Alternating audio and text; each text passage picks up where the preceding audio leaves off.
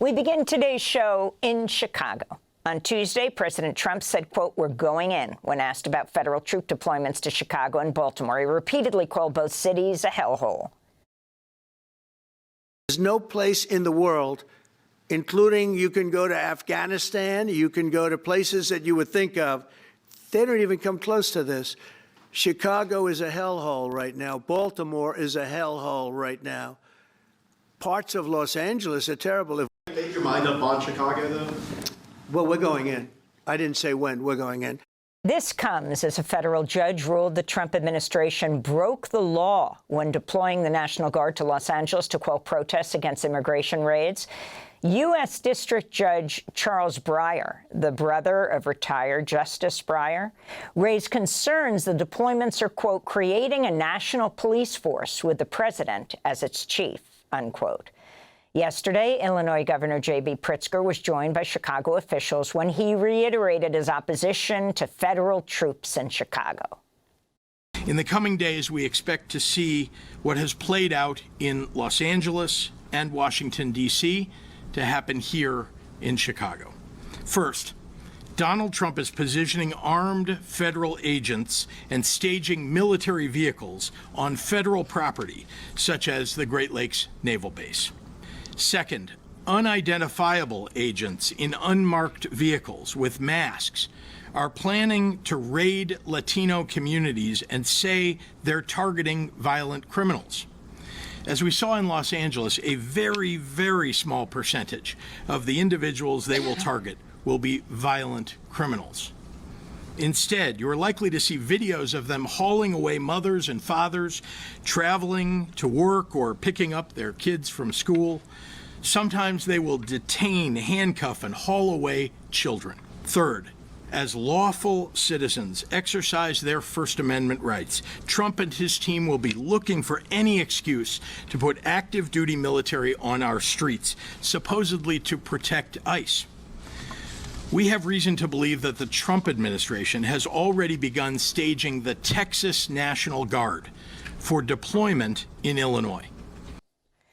Illinois Governor J.B. Pritzker said federal agents have already begun staging at a military base near Chicago. He was joined by Chicago Mayor Brandon Johnson.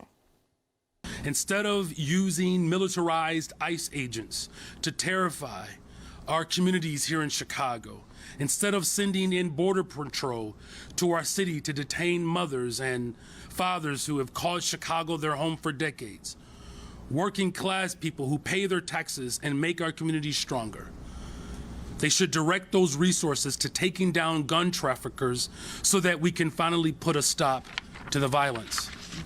If the Chicago Police Department had a fighting chance, we could end gun violence in Chicago. But as long as this president allows hundreds of thousands of guns to come into our city, we will always be fighting an uphill battle.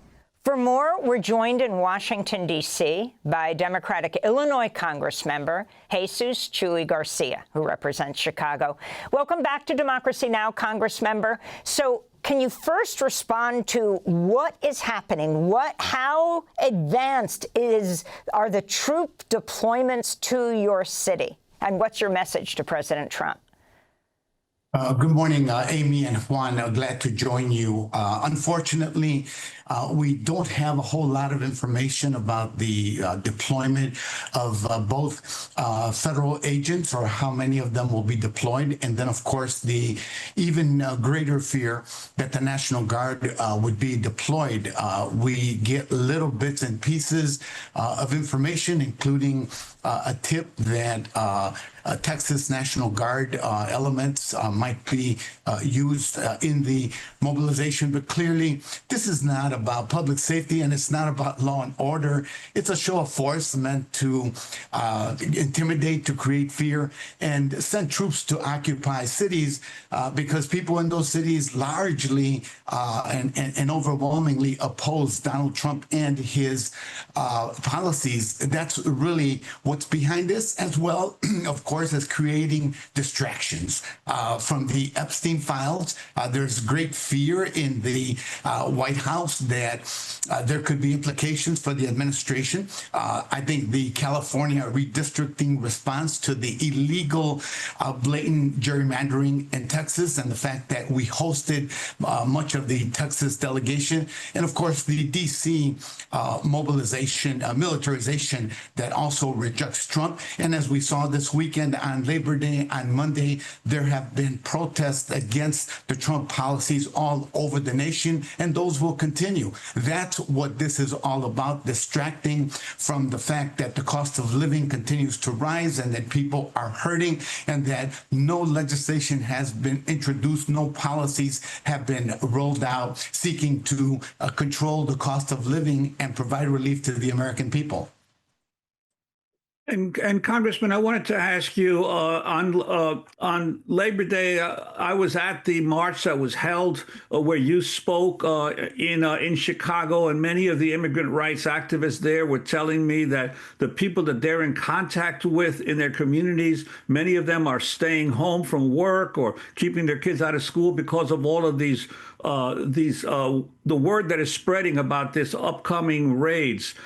This Saturday is going to be the Mexican Independence Day parade in Chicago. Your concerns about how the parade might be used by federal agents and even by provocateurs? A great question, Juan. Yes, one of my concerns is that for several years now, it's become quite a tradition where especially young people take to the streets in their cars and their pickups and their vans, and they're waving Mexican flags. They're expressing their Mexican pride and having a good time. And it occurs all over the city of Chicago, including in the downtown part of Chicago. My concern is that such a setting provides a very ripe opportunity for those who want to sow discord, those who want to create clashes, to do so.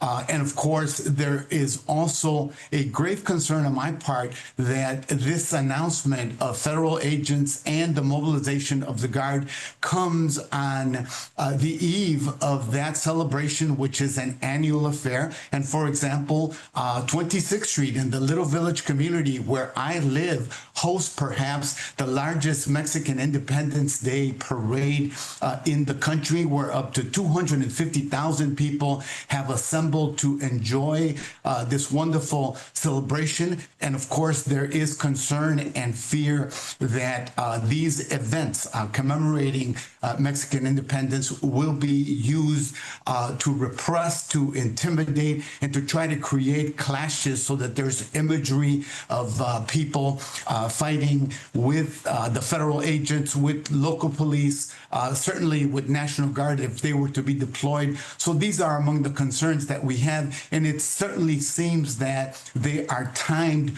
to coincide with this celebration. And I wanted to ask you also, Trump continues to rail against sanctuary cities and threaten to withhold federal funding. But Chicago was the nation's first sanctuary city. Could you talk about that history? Because you were there when it happened. Yes, this year is the 40th year since Chicago's mayor at that time, Harold Washington, issued an executive order because Latinos were being profiled. They were being harassed by immigration agents. Today, they're known as ICE agents, including Puerto Ricans who were stopped and interrogated and asked for their papers. The mayor was really upset about this and issued the executive order, which recognizes immigrants' contributions to Chicago, great, long, rich history of many immigrant groups that have come to Chicago and made it their home. Similarly, the growth of Chicago's Latino community, especially its huge Mexican-American and immigrant communities, are very concerned about what is going on. And the city, of course, has reiterated reiterated its sanctuary status, its welcoming, immigrant-friendly status, both by codifying the executive order into an ordinance and strengthening it. And of course, this has been replicated in the Illinois legislature by both chambers with Republican support. And of course, the governor has been a big champion of protecting and defending immigrants' rights, and most importantly, their constitutional rights in this new second Trump administration. That's the history. Chicago has been a refuge for immigrants, for women's reproductive rights, for the LGBTQ community. And let's not forget that Trump is holding a grudge, because when he began his campaign for the White House in 2015, Chicago pushed back against his hatred and his divisive rhetoric. Let's not forget that at that time, he was attacking Mexican immigrants for being criminals and rapists and the worst of the worst. And that's been used to try to justify the deployment of the National Guard and the federalization of National Guards in several states. We've seen it now, of course, in LA and California. We've seen it in DC, and Chicago, of course, seems to be the next target of Trump and Stephen Miller again, to stir up fear, to attack immigrants, and to pursue deportation quotas, and most importantly, to try to pit people against each other. Congressman, on Tuesday, Chicago Mayor Brandon Johnson said Trump's threatening to send troops to Chicago to distract the public from other issues. This president doesn't care about gun violence.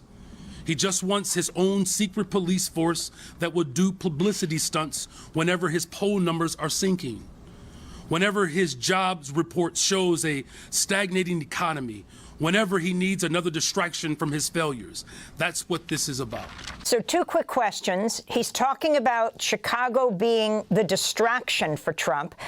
You're a Congress member. You know the huge push that's now becoming bipartisan to release all the Epstein files. And survivors are speaking in Congress. This is a serious threat to President Trump, because his MAGA base is also demanding the release of the files. Do you think this push against Chicago and Baltimore and the more dramatic language Trump is using is to distract attention from hearing these survivors of Epstein and call for the release of the files, where we understand he's mentioned a number of times? Absolutely. It's a distraction, a total distraction, because from Washington, D.C. to Chicago to Baltimore, crime rates, especially the most serious crimes, have gone down and continue to trend downward. Misinformation is being used to justify an authoritarian takeover without a doubt. That is why this is being ramped up at this time. Today, we're going to be hearing from a number of survivors of abuse in the Epstein episode, one of the darkest episodes in our country, especially as it exploits and traffics in young women. And there seems to be a great paranoia in the White House about full disclosure of these documents. And that's why we will continue to push for the resolution, the discharge petition, to put it to a vote in the House of Representatives to see what people will do. But without a doubt, this is a total distraction from the real issues of the day. That includes the Epstein files, the cost of living, and of course, Donald Trump's fate in the courts, which are in real danger because courts are threatening to undo his tariffs. They have found that he has illegally mobilized the National Guard, and they're losing in many critical cases in the federal courts, even though it's a very slow process, but they're not winning like they expected to, and that's why they're trying to distract the nation. Thanks for watching Democracy Now! On YouTube. Subscribe to the channel and turn on notifications to make sure you never miss a video. And for more of our audience-supported journalism, go to democracynow.org, where you can download our news app, sign up for our newsletter, subscribe to the daily podcast, and so much more.